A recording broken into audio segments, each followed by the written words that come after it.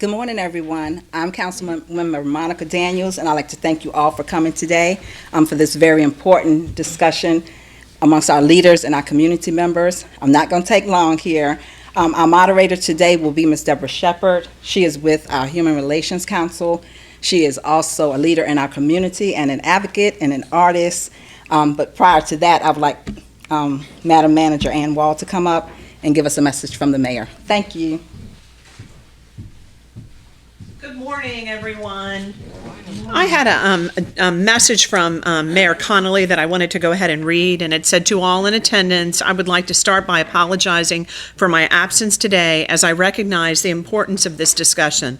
Unfortunately, a previous planned trip out of town will prevent me from participating. However, I look forward to reviewing the video of the discussion and following up with all involved. Throughout my time on the Greenville City Council and in the mayor's office, I have always emphasized partnerships and collaboration. At no time during that span has working together been more important. There is a growing need for members of the community and the city to unite and to discuss our ideas for how to enhance law enforcement services while ensuring the health and safety of everyone. I want to thank Councilmember Monica Daniels for her role in organizing this discussion and express my appreciation for everyone who is involved. There is certainly tremendous value in discussing every topic on today's agenda, and it is my hope that the conversations will be focused and lead to better understanding of all the concerns of all involved. Greenville is an amazing place, mostly because of the people who call it home, but it should be noted that our city is not perfect. Like many other cities, there are always opportunities to improve. Through discussions such as the one taking place today, it is my hope that we can begin to recognize our blind spots, see differing perspectives, and engage in meaningful discussion that results in positive outcomes. Thank you again to everyone for participating in today's event, and I look forward to following up with you. Sincerely, P.J. Connolly. Thank you, Councilmember Daniels. Good morning, everyone. We feel okay? Ready to get open and honest? Yes. Okay. So first off, thank you, Councilmember Daniels, for trusting me to moderate this discussion. Our goal is to be as open and honest as possible, and we want this conversation to be very constructive. So in order to ensure this, I do have a few rules, if you're okay with that. There are going to be a series of topics that we're going to discuss. And the way I kind of want this to flow is once the topic is presented, I will allow a few community organizers to give their perspectives on this topic and to share with us their desire for change about that. And I will give you up to 3 minutes to do so. And after that, I will turn it over to local and state leaders to give an update if you support this item and any steps moving forward. Please be honest and transparent, and also I'm asking that we respect everyone's thoughts and opinions. But before we do that, there are 3 items on the agenda that Chief Holtzman will give updates on. Those items include the 1033 military program, Breonna's Law, and the duty to intervene. And once Chief Holtzman is done, we will continue our discussion.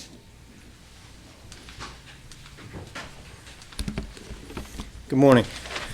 Thank you, Ms. Sheppard, and thank you, Ms. Daniels, for pulling this together for us and for everybody's time here. I'm going to give you a quick update on the 3 things, our 1033 program, the military program, Breonna's Law, and the duty to intervene. The first one, our 1033 program, when I heard about this one, I knew that we'd already done some work months ago, and it kind of the timing was I don't know if it was meant or what, but back in March we took a look at our program. We were only using our program. The 1033 program is the surplus military program, so it's getting military equipment from the government and then using it for civilian law enforcement purposes. So a couple of years ago our department made a shift in direction and looked for only civilian purchased equipment, but whether it's a vehicle or weapons that we need to protect our community and our officers. Our goal was to purchase just civilian type equipment and get away from the military type equipment. And so that break led us up to about March, and really in early March, March 13th, we reached out to our 1033 representative here in North Carolina and let them know that we wanted to turn in the last remaining 8 rifles that we had. These rifles were basically our ceremonial type rifles, the wooden rifles that our honor guard would carry and fire off the blanks. That's what we have left. So we put them in the armory and we're waiting to return them. We got notice back in March that we could not return them because of COVID, and we reached out to them again. We're still on hold with COVID, but as soon as the restrictions are lifted, they know that we'll be returning those weapons, and that'll be the end of the 1033 program for Greenville. Breonna's law speaks about the unfortunate incident where the officers went in to the house and they did a search warrant, and it caused the death of Breonna. The case really talks about a no-knock situation. So a no-knock warrant is when a police department would get a search warrant and they would go up to a house and kick a door in without knocking, without giving any announcement. We already had policy in place for that, and a lot of that's kind of what we're finding in some of these cases because of being a nationally accredited department. There are topics like this that have come up.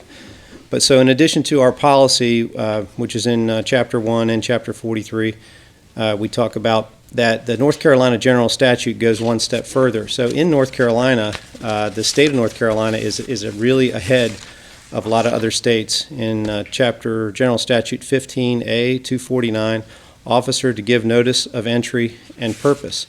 So an officer, this is North Carolina law. So we kind of base our policy off North Carolina law, which you should, that officers in North Carolina must, before entering a premises, give notice to identify and the purpose to be searched. So you have to knock and announce in North Carolina. There's a very, very slim provision given down a little bit further that only if an officer has probable cause to believe that giving notice would endanger the life and safety of a person. And so that's the exception that's in there. It's in North Carolina law, but by far and large, we all follow this knock and announce, give duty to knock and announce, and it's right here in North Carolina law. It's also in our policy. The duty to intervene was one where I would say we met the standard to duty to intervene within our policy. Our current policy in Chapter 26 states that it is considered negligent. Officers are considered negligent in the performance of their duties if their act or failure to act causes an injury. So that's sort of a duty to intervene. But I didn't like the placement of it in our policy. Our policy manual is thick, and it needs to be put right in our use of force policy. It needs to be up front and center in our use of force policy. Credit where it's due, I reached out to John Barnwell over at the university. He had already found a really good duty to intervene policy, and we have that circulating right now already through our department for review. I let our attorney review it as well, and it should be going into our policy as early as next week. And a couple of things here. It says it's clearly any officer that is present and observes another using force clearly beyond which that is objectively reasonable must intercede. I'm skipping around. Officers must also properly report any observations that they see to their supervisor. Here's another important one, prohibiting all forms of retaliation for officers that do speak up. That's sort of a whistleblower. That's an excellent one in there. And then lastly, any failure to intervene is also a violation of the policy. So really clear language, and that'll be up front and the top of our use of force continuum as it talks about when we can use things. So that's the update on those 3 things for us. Thank you, Chief. Does anyone have any questions in regards to his update? No? Yes. Representative Smith? You said as when the pandemic ends or when everything ends and you're able to return the other military stuff, Yeah. then the 1033 is ending. Yes.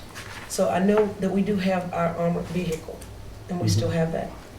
How often are we bringing that out, and are we still not bringing that out in neighborhoods, parades, or anything of that nature to intimidate, and only when necessary to ride it on 264 to make sure it's still working?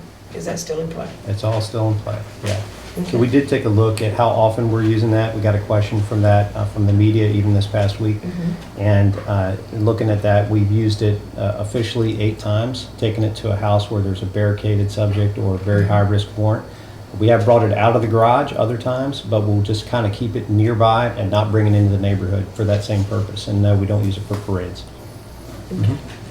Sheriff Dance, do you wish to elaborate on anything on those updates? No, we're pretty much in accordance with that. We don't participate in 1033, and so we're pretty much in accordance of with the no knock, the duty to report, the duty to intervene. Will be in our policies, but of course, knowing that I'm in a unique position as sheriff, my ability to weed out things are a whole lot more lax because my officers work at the pleasure of the sheriff. Right. Thank you. Yes, right. I really just have a quick comment, honestly, especially. If you'll announce your name, sir. Okay, I'm sorry. My name is Jasmine Hemby, and I'm basically one of the founders for the Black Lives Matter chapter here in Greenville. And I honestly just have a short comment, especially regarding the duty to intervene in Breonna's law. I think it's important to, even that we had the policies in place, I feel like it's a good thing, because then if someone acts basically outside that policy, we can have like something to say, okay, well, you violated this, and this, and we can hold them accountable. So I'm glad that we're about to talk about community organization issues and community control, because what we're trying to do is basically kind of have like civilian support, so that not only are the police checking themselves, but it's a community outside of them that's not related or correlated with the police department that's also checking them. Because I feel like, like I said, having the policies is good, but you have to make sure that you're acting within the policy. This is not, it's not an attack on, of course, you or, the Holtzman. Mm-hmm. But I just feel like it's, it's very important to act according, you have the policy, but you also have to act within the policies. And if you don't, you also you have to have police that's in place to, okay, this is bad, so let me bring this higher up. But it's also great to have another community outside of it, like, okay, putting pressure on them to act accordingly as well. That's all. Thank you. Yes, will you state your name for everyone here? Yeah, Melville McLaughlin. I'd like to ask you about this officer to intervene with the officer. As you know, there has been highlighted throughout the nation in terms of police officers and law enforcement intervening. Specifically, explain that. What did that mean? What does duty to intervene mean? Right. So it would. Something in my knowledge is that officers have some type of a code, and that intervening sometimes is looked upon very critical. Absolutely. So, explain that. Yeah, and same code in the medical industry. Is a nurse going to speak up on against the doctors, what the doctor's doing? You need to have those policies in place and strengthen those, which is what our goal is with this one, that not only do I expect you to intervene and you have to intervene, but if you do intervene, that there'll be absolutely no retaliation. So that's stated clearly up front too. So that really speaks to the George Floyd death. So any one of those officers, there was even a rookie officer there, and that rookie officer had the duty to intervene, had the ability to intervene, and we want every officer to understand that when you see something that could cause an injury or likely to cause injury to somebody, you need to act, and not fail to act like, oh, I'm just going to stay back here. You need to act. You need to get involved. You need to, stop that injury. So that's really what it's about. We do actually train for this in the department. I'm sure the sheriff does too. And we kind of set up some scenarios where an officer is getting maybe a little agitated with somebody and they're getting kind of drawn into something and you can see it getting bad. Well, the other officer is trained to come up, tap them on the shoulder and say, hey, the Sarge needs to see you a second. And you're like, oh, okay. And then you walk back and then you kind of change, people off the bench, send somebody in with a little more cool head, take a break. We also talk about when somebody makes an arrest, if that's a violent arrest and you had to wrestle or fight with somebody to get them into handcuffs, you're worn out. Another officer needs to take that person off your hands, do the transport, and begin to cool things down, and really kind of switch the care and custody of that person to somebody else and give you a chance to breathe, catch your breath, and so those are things, practical things that I know the sheriff and both of us do now.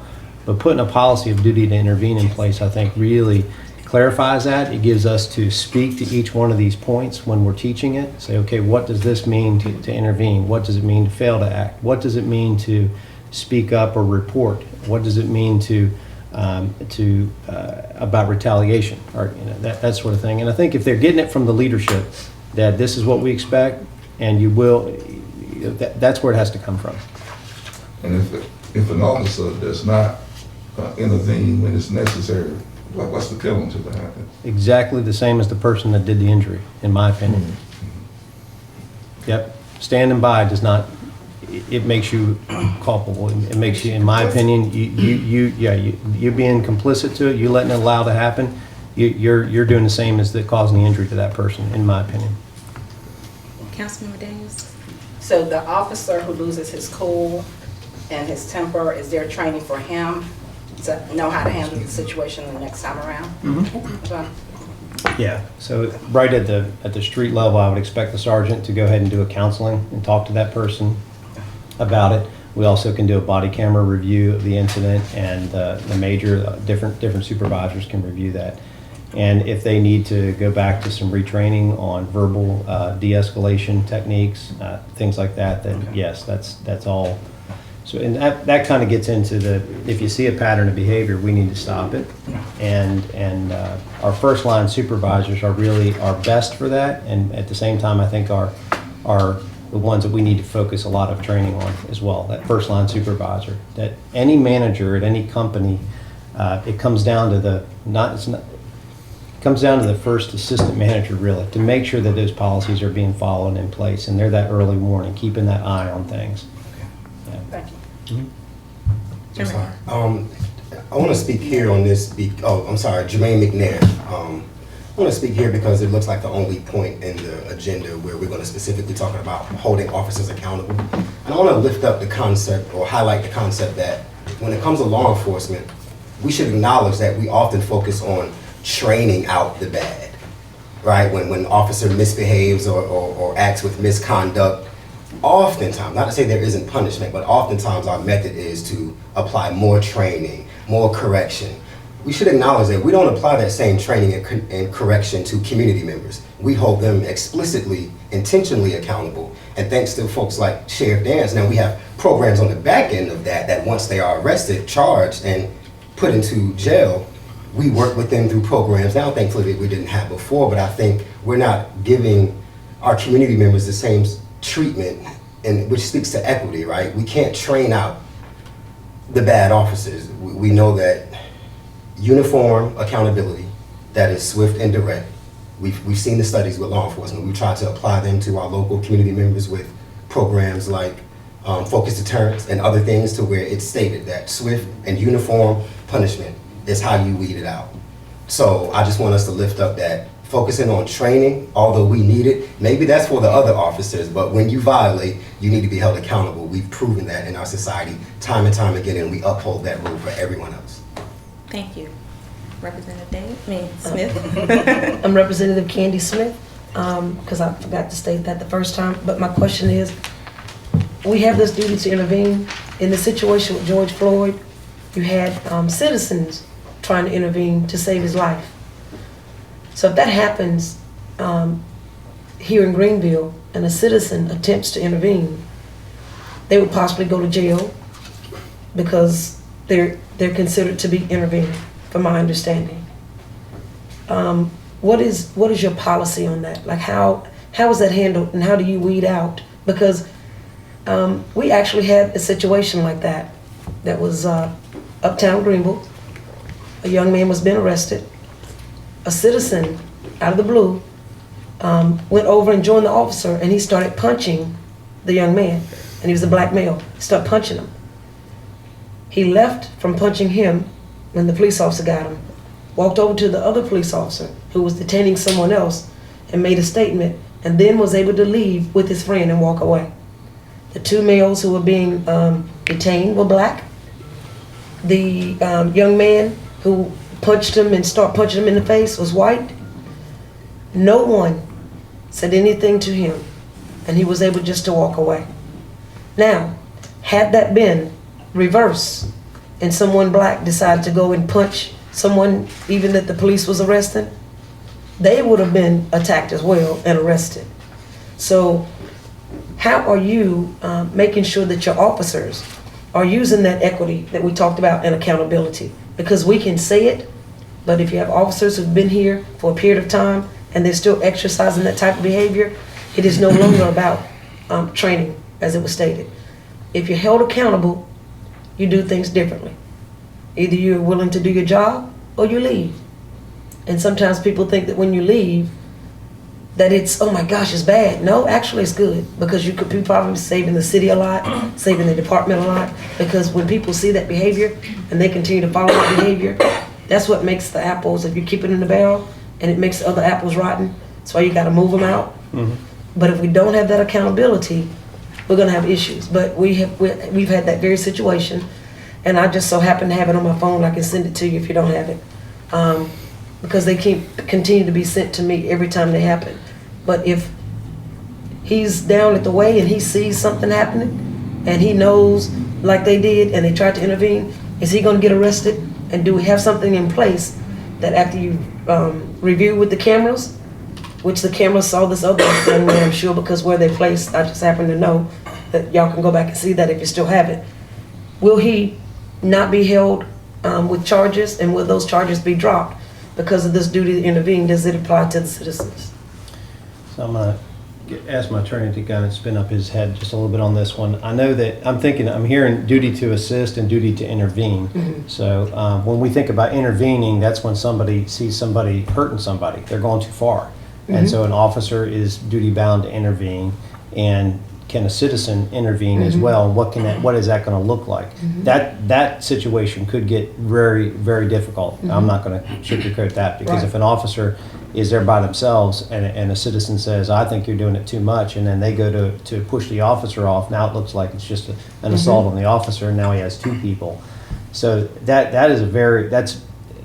that's a little different situation than the assisting, which is kind of, even though it was punch or kick, what you're talking about downtown, it's an officer trying to get somebody into custody, and then somebody trying to help the officer take the person into custody.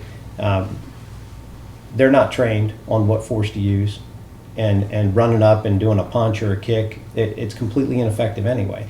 It just, if you want to, if you have an ability to assist an officer and say, yeah, I can help you, I can hold an arm or a leg and help you do that sort of thing, I'm gonna lean over to him now. But there's a duty to assist, and I think it's even in the state law. Yeah, I just want to make sure we know that people are allowed to assist. If the officer asks, though. Yeah, and then the duty to intervene, and I forgot to mention, Donald did actually look that up for me too. The duty to intervene is constitutionally bound as well. There's some case law around duty to intervene constitutionally as well. Can you speak to this? Sure. Donald Phillips, Assistant City Attorney. Essentially, there's a Fourth Circuit case that addresses the duty to intervene by an officer. It's Randall versus Prince George's County, Maryland. I think it's a 2002 or 2004 case. And it's in the Fourth Circuit, it's really described as bystander liability, which is really kind of not really the way you think of it. It's the duty to intervene by a bystanding officer.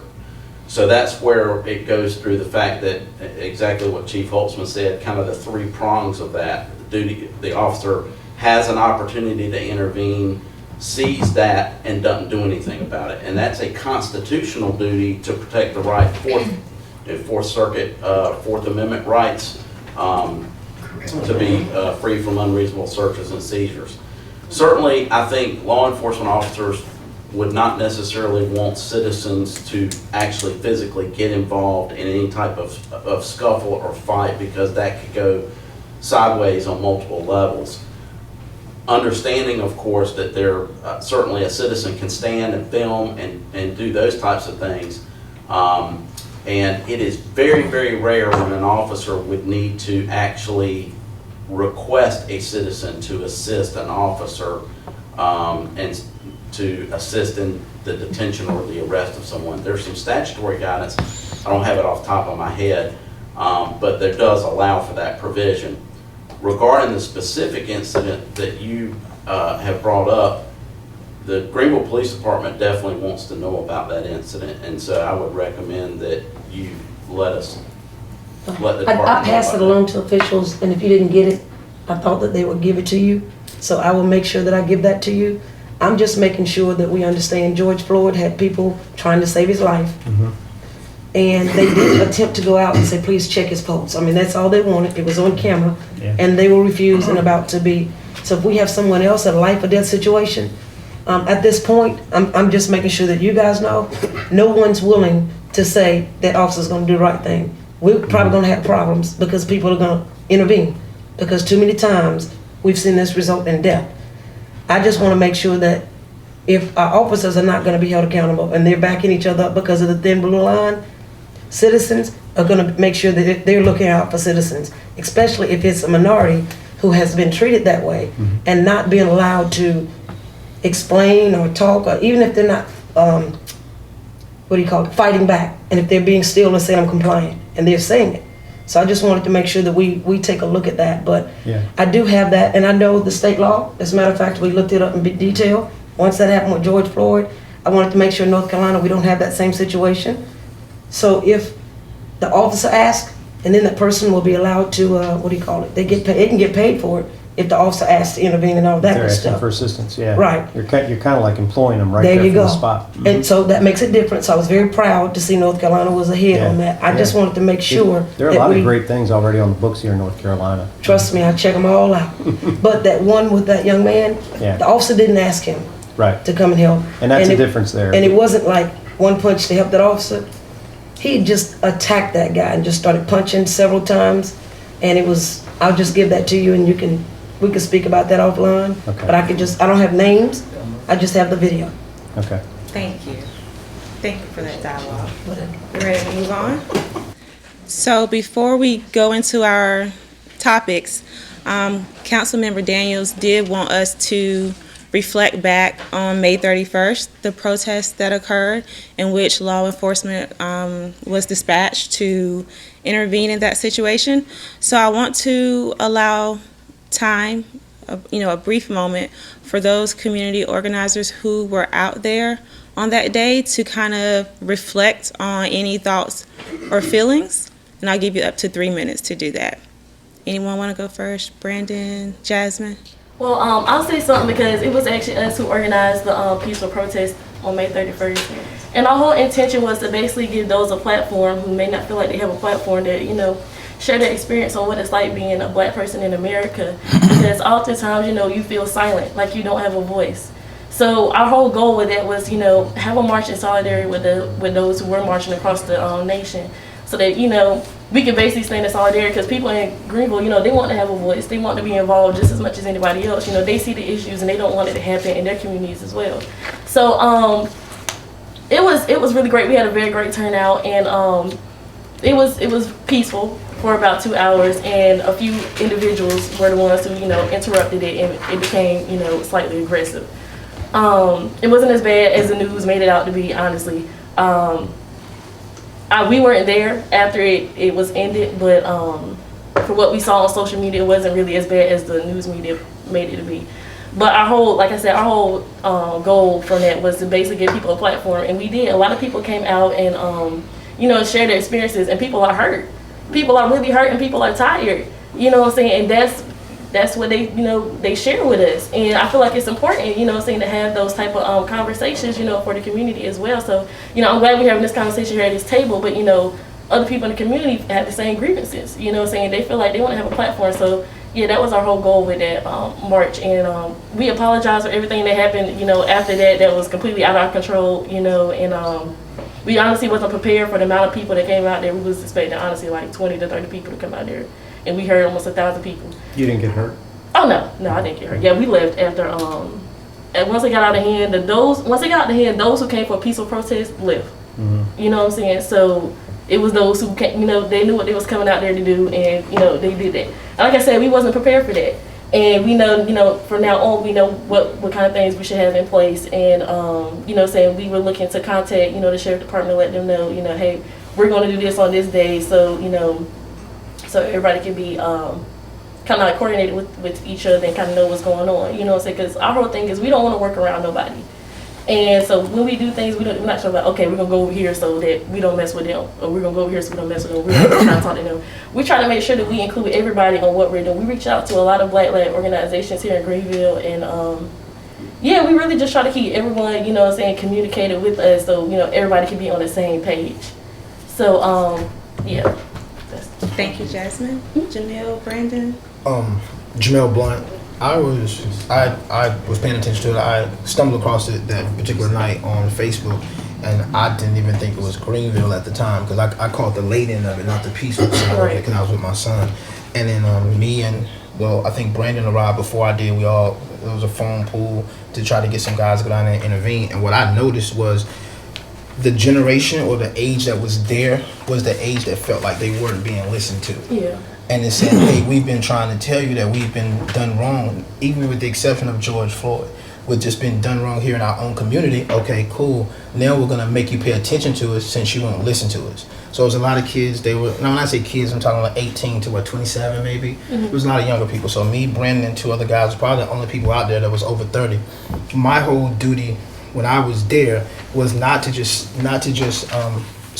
stop them from protesting, but to basically be the line between it getting ugly and it becoming an all-out physical battle between cops and protesters, trying to just calm them down and figure out, okay, what do you want?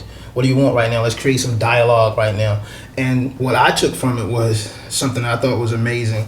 Was I watched people throw stuff, break stuff. I watched them yell derogatory statements at officers, right?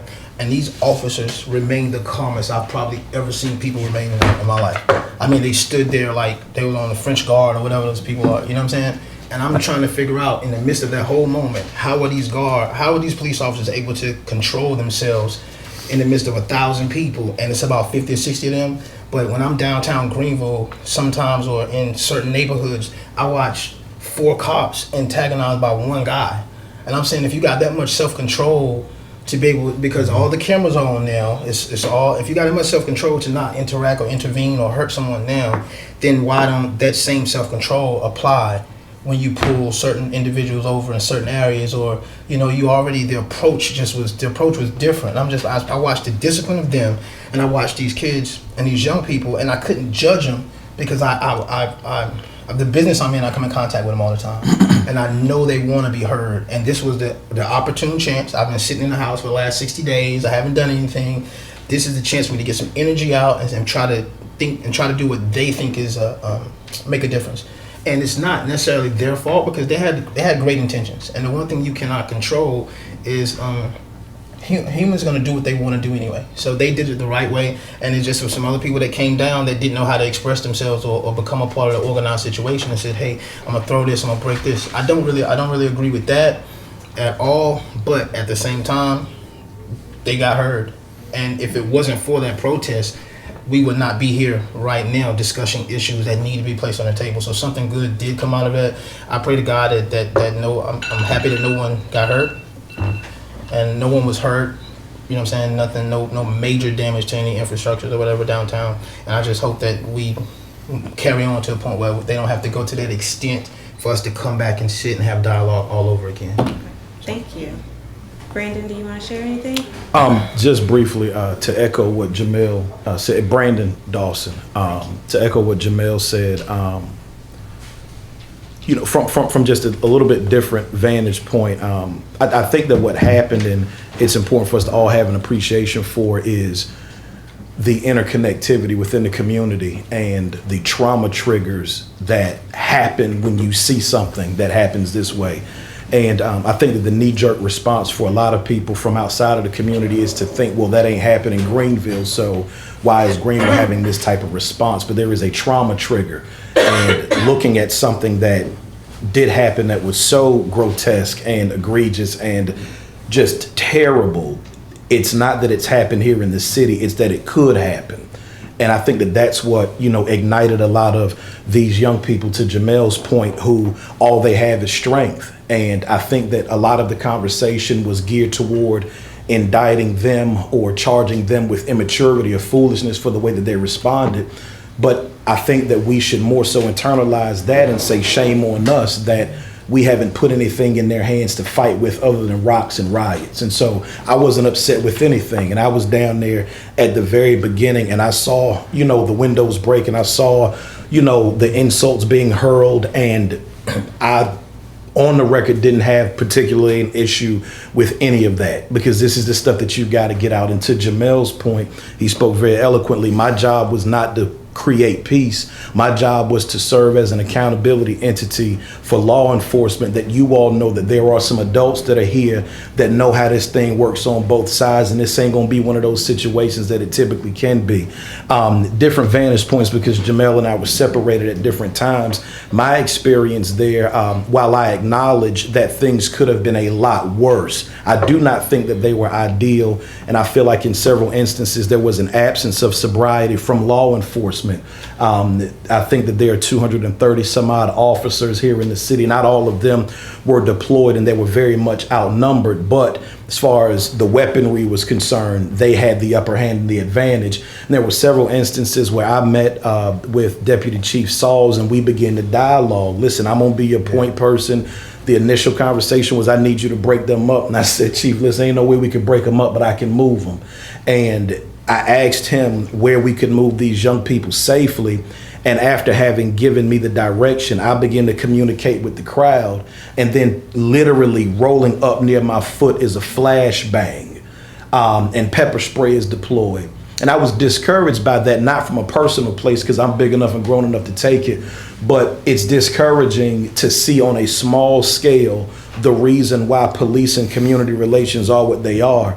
That the scriptures suggest that in the covenants of men, nothing can be annulled or addended, added to it. And so, you and I just struck up an agreement. This is what we're going to do. And as soon as I turn my back with this agreement, you attack me.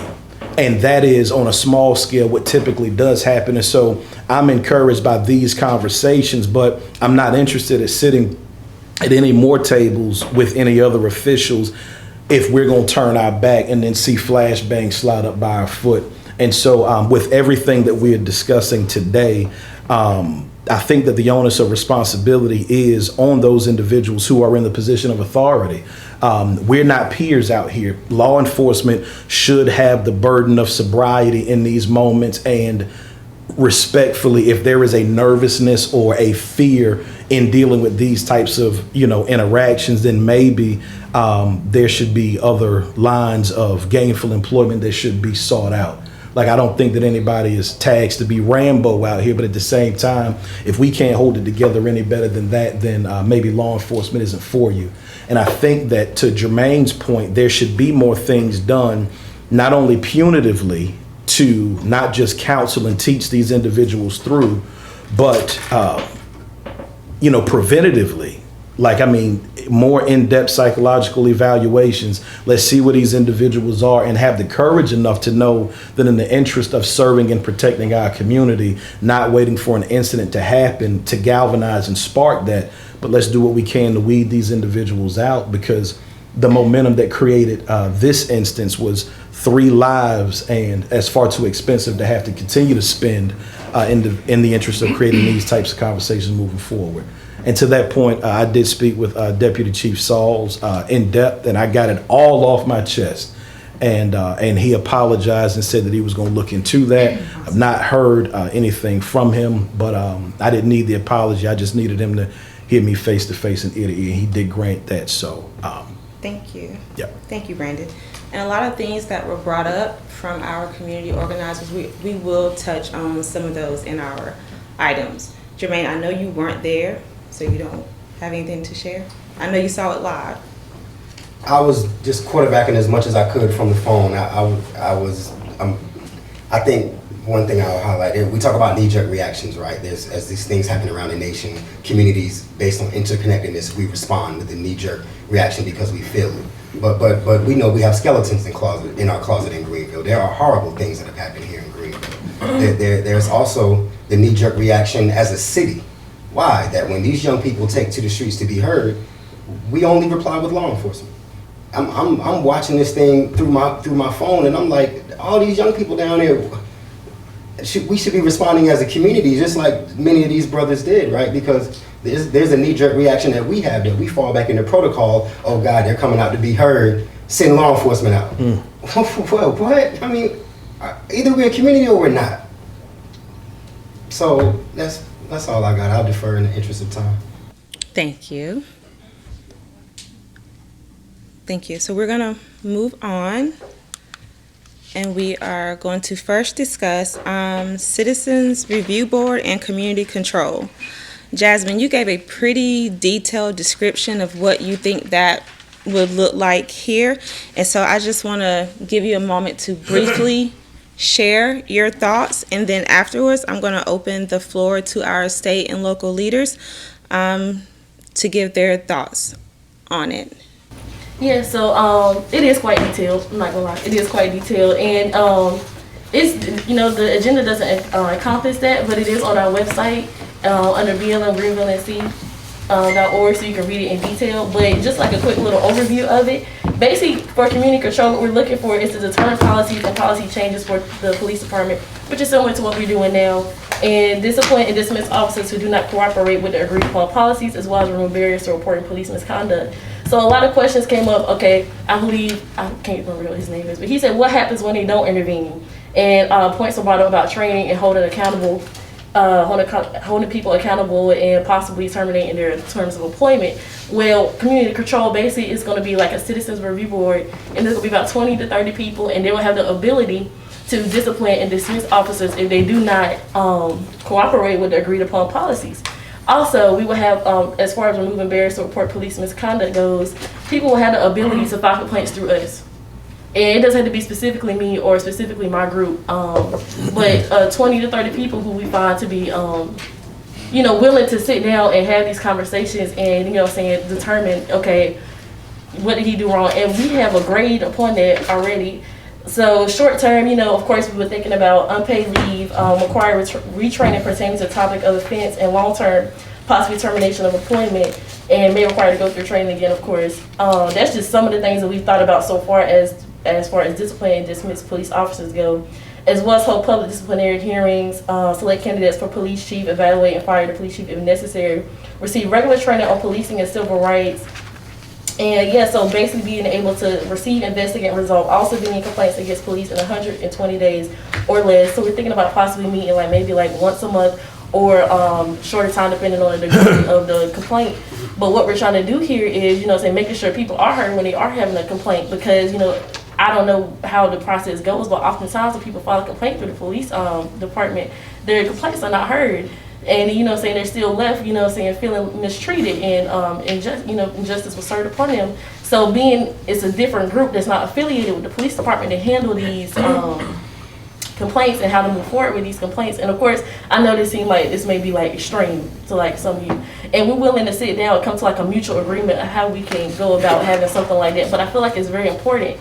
And I think, you know, starting at the local level is good to start something like that locally and see how it will work, and possibly, you know, making it more so of a statewide, national thing, because it would protect people more, you know, and remove some of the barriers that are that protect police. Because I know oftentimes when they do commit a crime, you know, they get on unpaid leave and they sit and they are able to think about and they're able to review the footage, you know, of the body cam.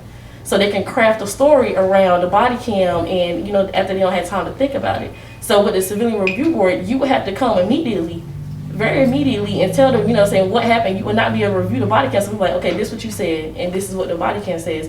And a group of us will say, okay, well, this is what we feel like should happen. And we're expecting that to happen.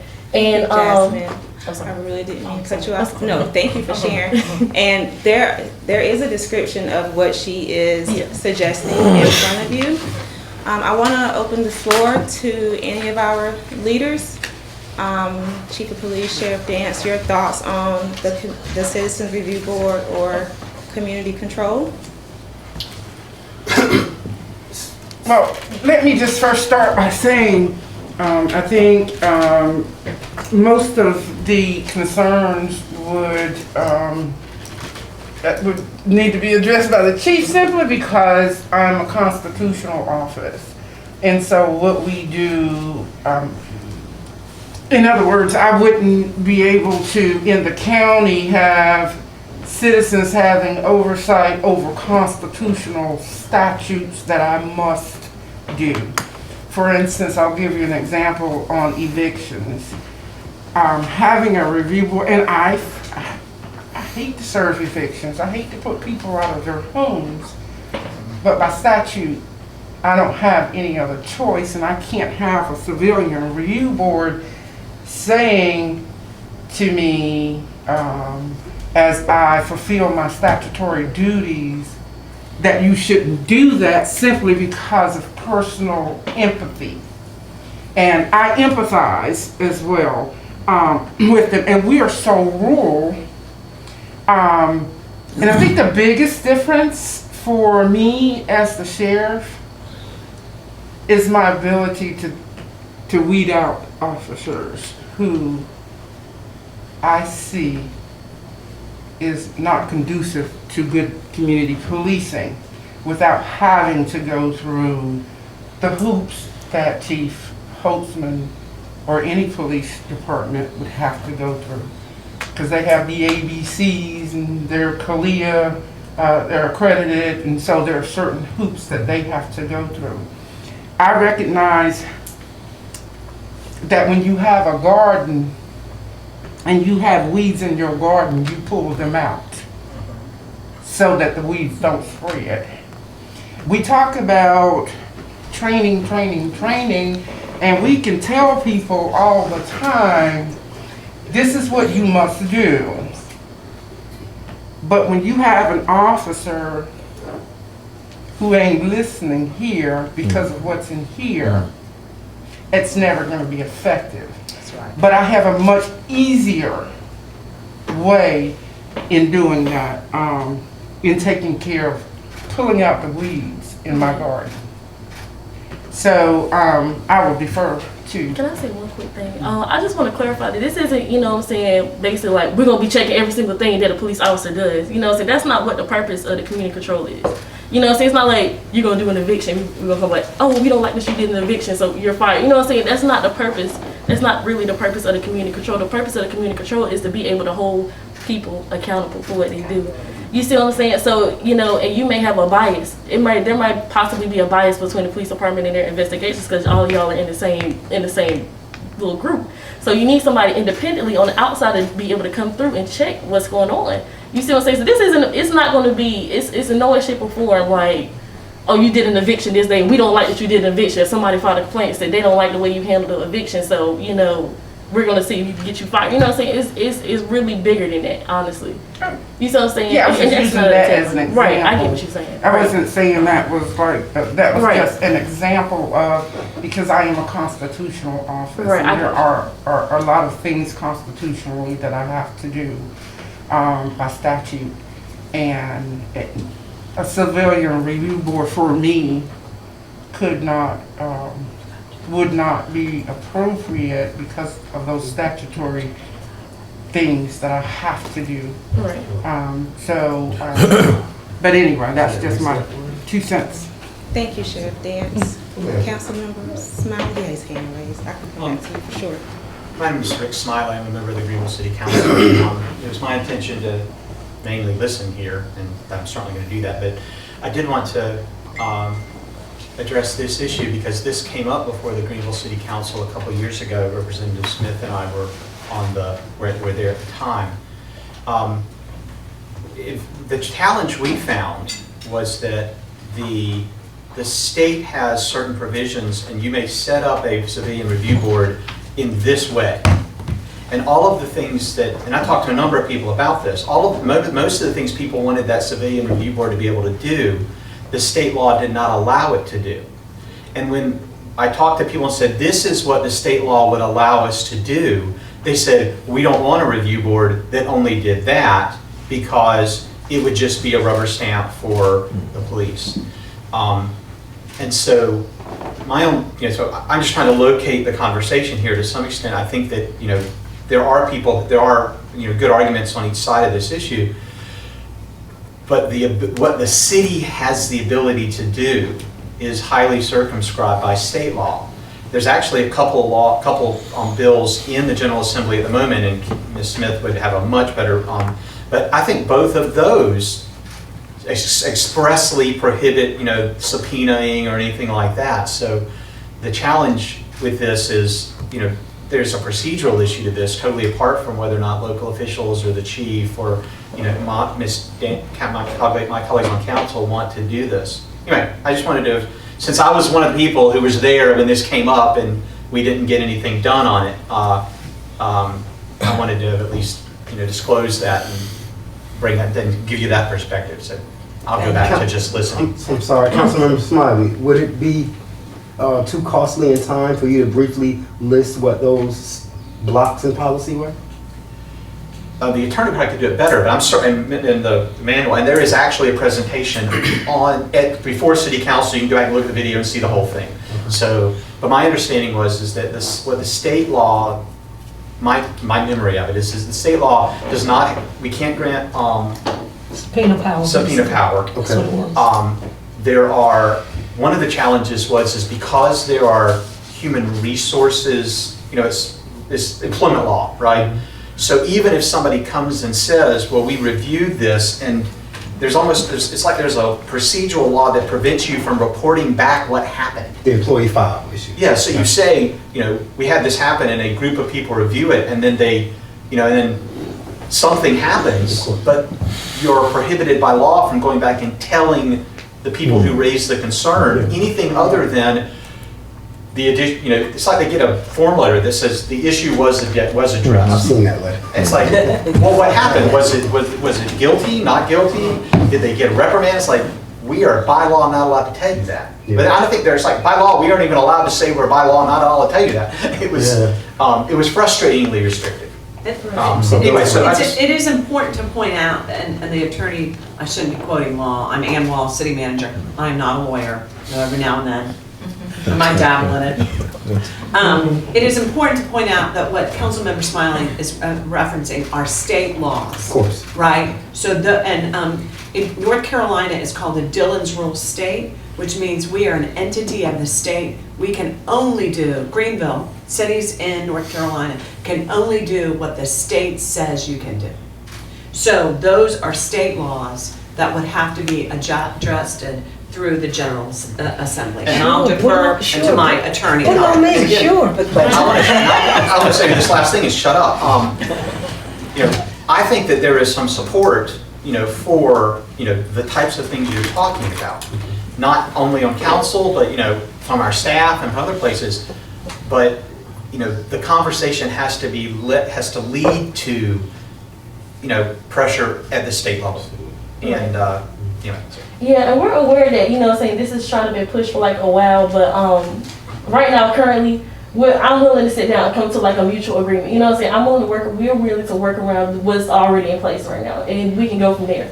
But we should have something in place like, within a year. You see what I'm saying? Within 2 years, something similar to this. You see what I'm saying? So within the laws, we should have something that we can do, something similar to this. And as time goes on, maybe we possibly can, working with the General Assembly or state laws, maybe we can get those changes as well. Like I said, it really starts at the local level.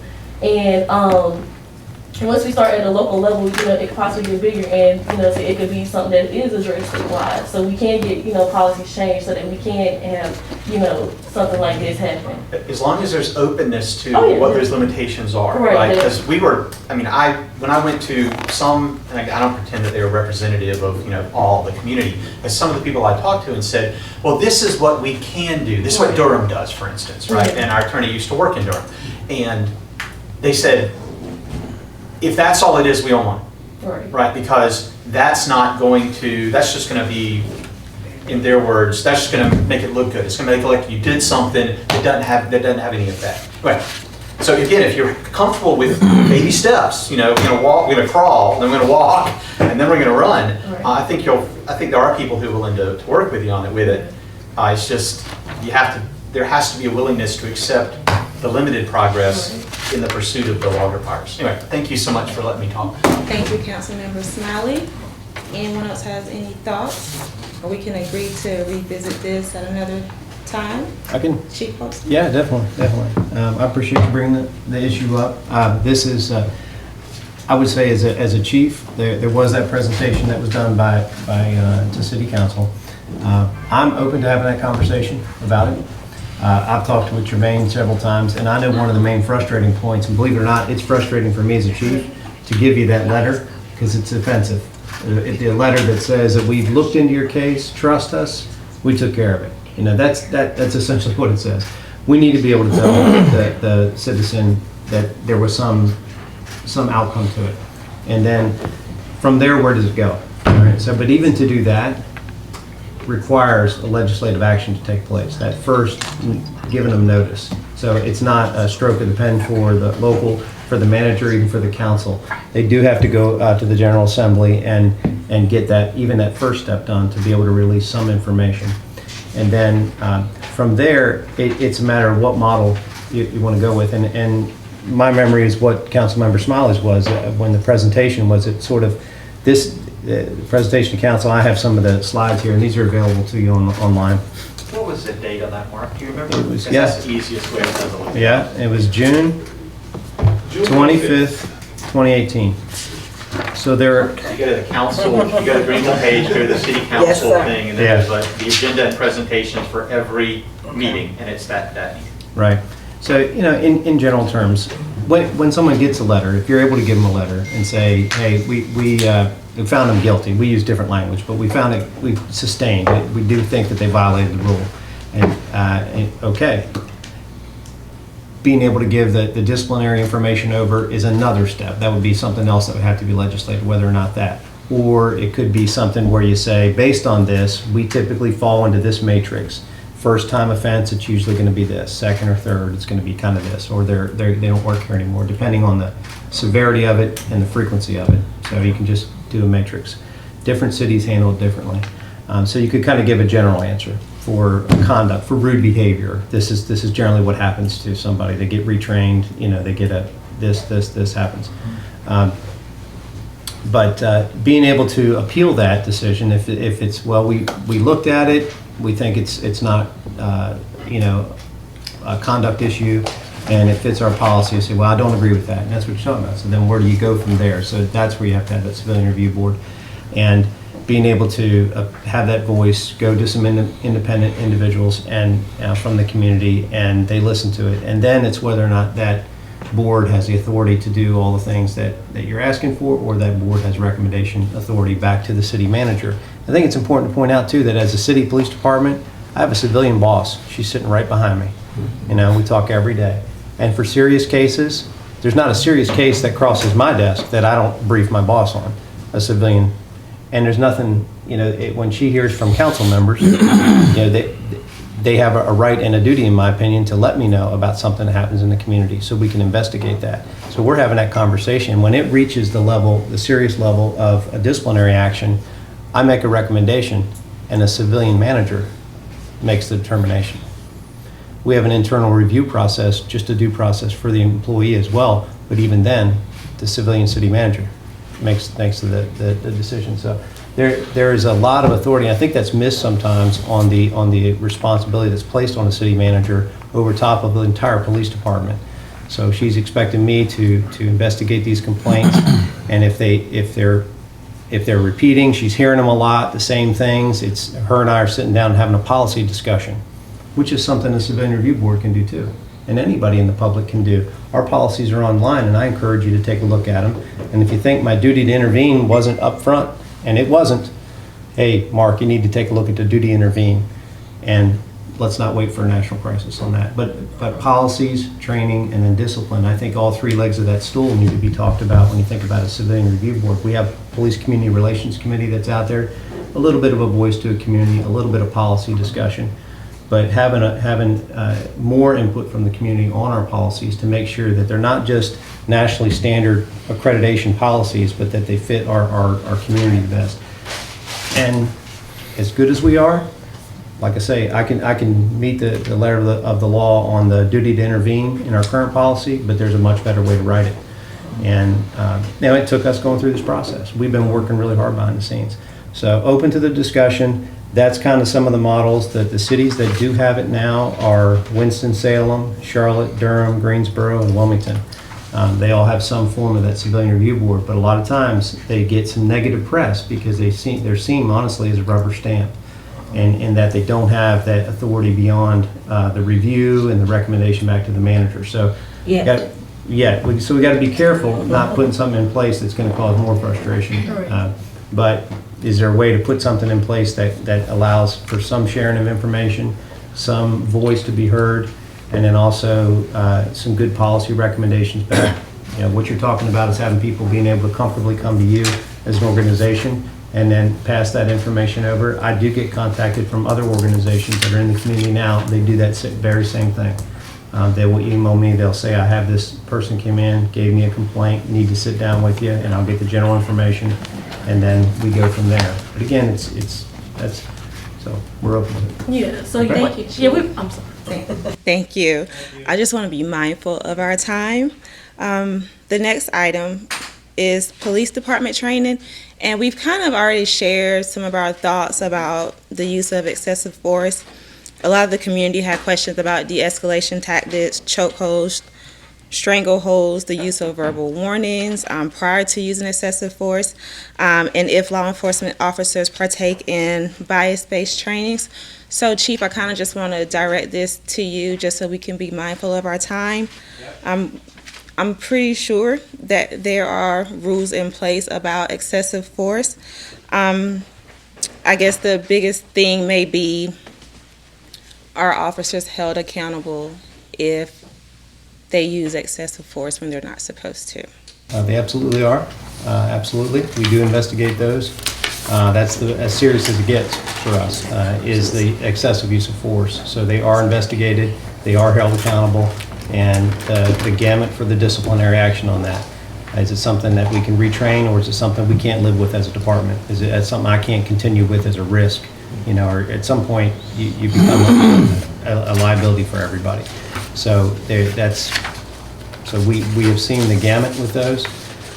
To speak to your issue real quick, we're working on an individual web page, and I'll get that back out to the group to highlight all the training that we do. And I had my staff member put together some training, and it's the same training the Sheriff's Department has to do too, so I'll speak for the Sheriff on this. But in North Carolina, it's one of the states that has a Training and Standards Commission that tells us what we have to do. From the time we start in basic law enforcement, they gave us all the books. They give you 3 binders that are bigger than this, and it's full of training objectives and materials. So there's a topic, and there's key training objectives that are takeaways. So I'll just mention that. And then each year we have in-service training, just like a doctor, banker, anybody else. You have to keep going for continuing education. Continuing education courses roll out. It's at least about a week long. Some of it are legal blocks. They're taught by our attorney that's in the office here. Some of them are taught by outside experts. Here's a couple of them. 2018, I picked a few of these out. And we're going to have all these on our website, so don't worry about copying them all down. And I'm going to actually be able to open it up and see all the training objectives that go with each one of those. And I encourage anybody, if you hear something here that we're missing, I'm open for it. So this is what state standard is, and then we actually go above and beyond that. I know the sheriff does too, and we tailor make some books. So here's 2018, community skills and dealing with persons in crisis. It's de-escalation techniques.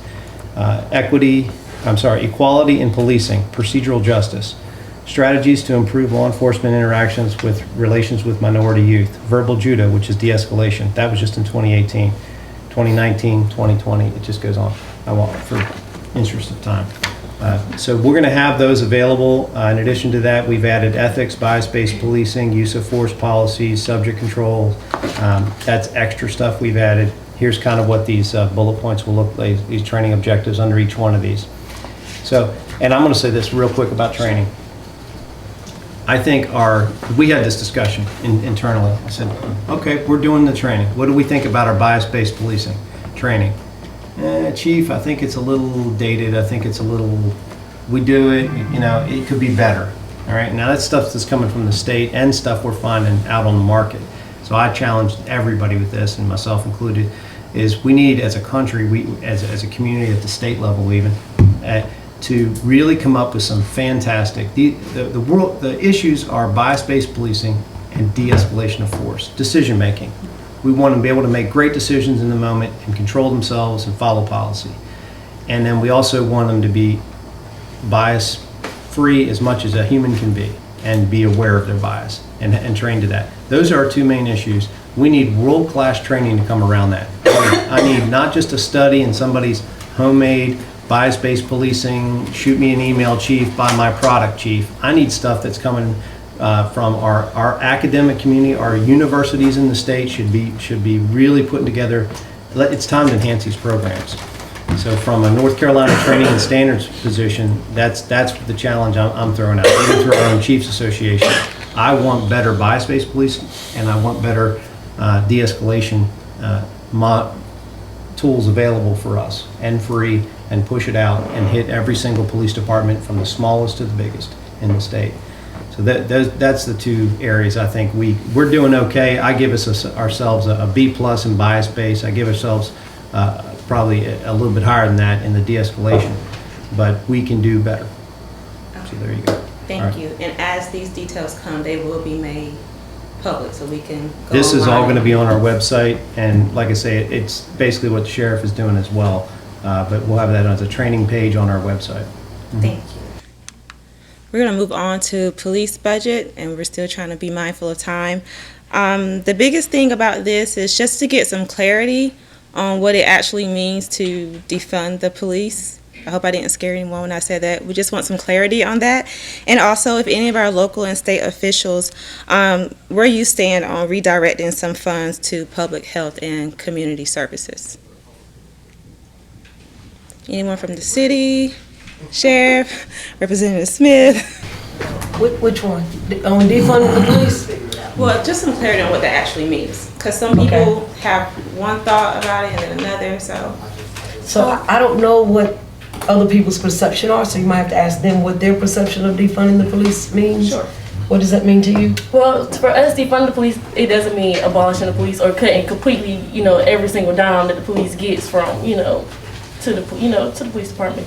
But what we're trying to do is be more mindful, of the amount of money that's actually going into the police department. From my knowledge, I think the police budget has increased $3 million to $4 million in the past couple of years, and from 2016 to 2020. But yet, when I look at the crime reports for Greenville specifically, the crime rate has been decreasing for 10 years, and more specifically from 2016, you can go to 2020. It's been a steady decline. But there's been a $3 to $4 million increase in the police budget.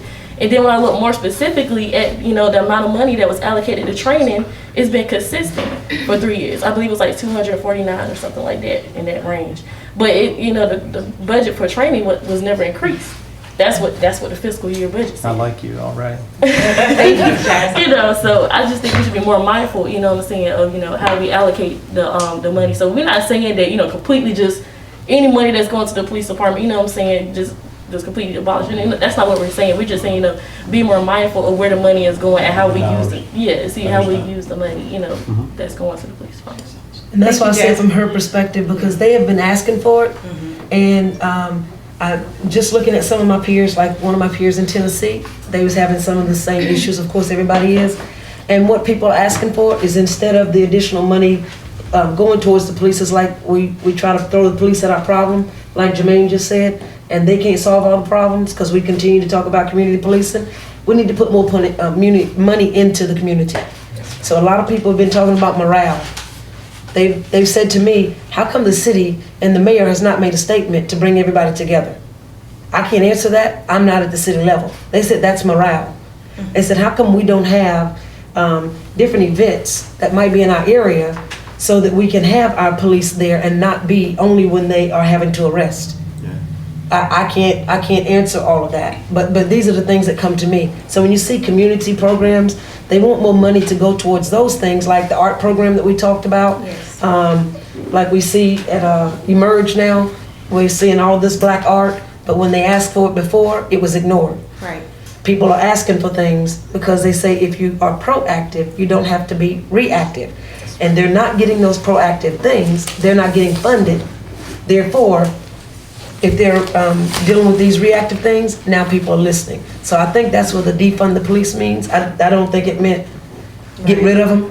And so I wanted to make sure that was their understanding. In my understanding, it was just channel money there as needed. But if you don't need those funds, you need it in the community. Because the less crime, the less you have to deal with the police being injured, hurt, or things of that nature. So that's what I take it. And just to make sure y'all know, with the Civilian Complaint Review Board, everything that was stated, go back and look at it. The one thing that you have to understand, any organization, you gotta have a start before you can have an end. And when we sat at those tables, people were not willing to get the basic.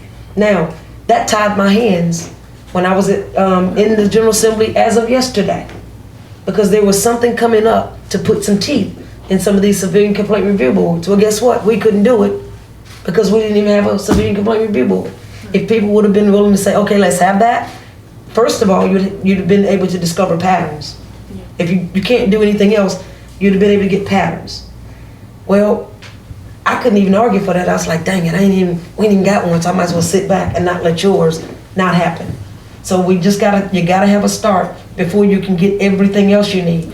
But you might be surprised if you have a start, you might not have some of those things because you still got accountability and eyes on it. So I just encourage y'all to make sure that you're open to what that start looks like. Everything is not gonna be exactly what you want, and government is slow. Thank you.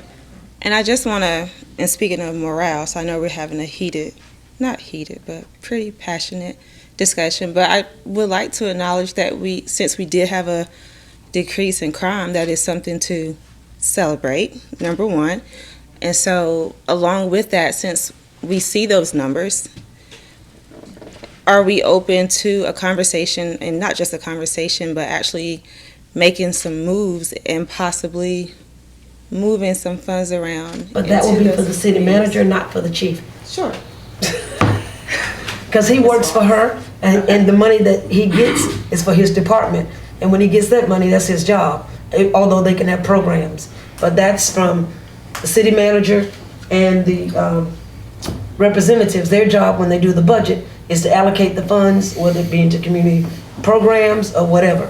And I do understand that people shared that they sent their ideas and they felt heard, maybe a little, only with the MWBE, but they didn't feel heard with some of the other things. And that's what was shared with me, because they said we got issues, we want to deal with it beforehand, especially our community relation issues, and they don't know if it's taken seriously. So that would be for your elected officials, my elected officials at the city level and city manager.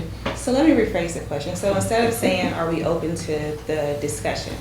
Because we can talk about it, but what would that actually look like? What would that process be if we were to do that? Well, and so I will say the chief and Wall City Manager,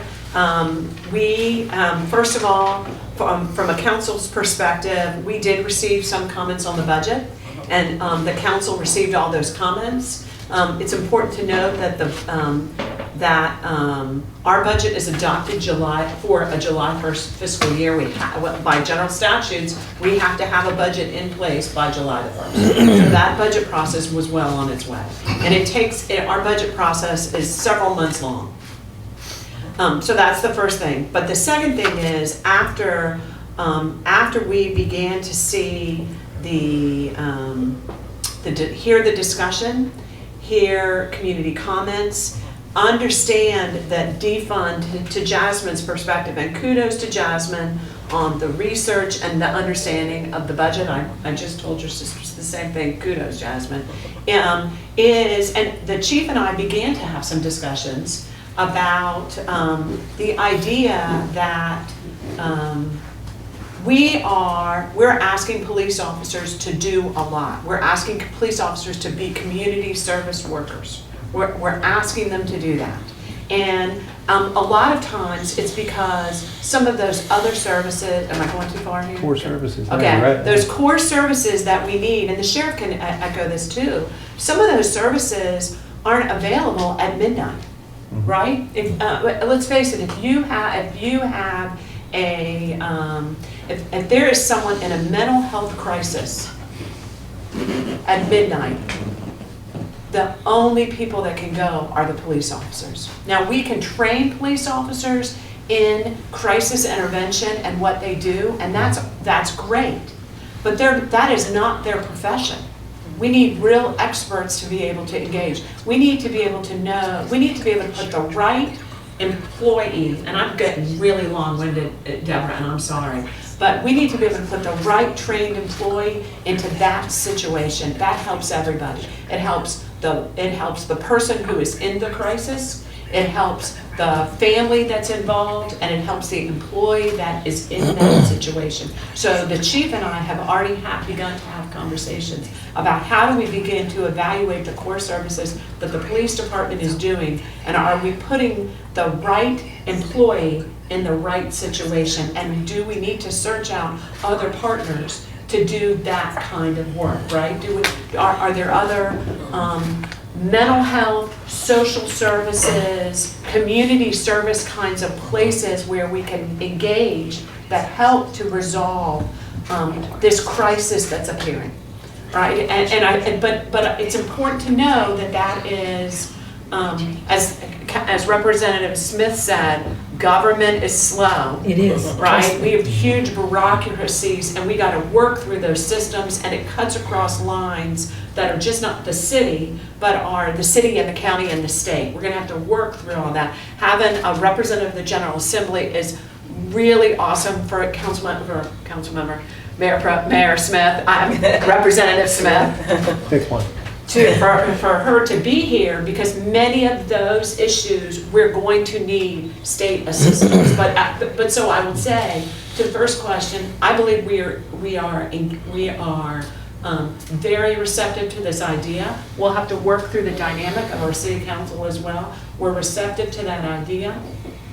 We're already starting that idea. And we're going to need to line up a bunch of partners that will assist, because it's just not a police issue. Thank you. It doesn't matter. Who came first? All right, let's be mindful of time, but Sure, thank you. I'll say that this is happening, not only the staff has talked about, but certainly I've had conversations with members of the Pitt County County Commission, because one of the things that occurred to me, is if you have a citizen that's fallen asleep in their car, or maybe they haven't fallen asleep, maybe something worse has happened, right? And there's no evidence of criminality. Why isn't the person knocking on that window an EMT, right, or a paramedic? And so if you trace it back up the line, and I'm no expert at this, so maybe when the person called 911, the 911 dispatcher heard you need to send a police officer, and so they sent a police officer. 911 is run by the county, right? So maybe the question is, it's just a different dispatch question, right? So if somebody says, yeah, there's a guy wandering around the parking lot and he's talking to himself, it's like, is there anything wrong? It's like, I don't know if he's talking to himself. I can't understand the language he is using. It's like, well, so maybe the 911 officer says, well, that sounds like a paramedic to me. And so again, I think there are questions, whether or not you can, and Monica works at DSS, so maybe, I don't know if DSS, the ability of them to create somebody who can respond at 1 o'clock in the morning, that's one question, right? And that's maybe a harder question. Which of the people that are on duty the dispatch officer decides to send is a less complicated question, right? It's not like you have to hire a new guy, you just got to send, as the manager was saying, you have to send the right person to the right response. So I do think there's a conversation to be had about this, and there's some low-hanging fruit, things that you can immediately begin doing differently. But then there's also the question of, well, if the person isn't laying on the ground, passed out, they're obviously mobile and vertical and moving around, they just seem to be disturbed. Well, maybe that's a mental health question or a DSS question, but we have to have, and so when you talk about moving funding around, maybe it's making sure that those agencies have people who are ready to come at, not just 1 o'clock in the afternoon when they're done with their lunch break, but, it's 4 o'clock in the morning when, the rest of us are asleep. So anyway, thank you. Thank you. Jermaine, you want to give one last thing? Yeah, I'd just like to request that while we know that this is a tough endeavor, it's very difficult to get action moving forward on things when everyone's already overburdened with a ton of other things, even outside of right now.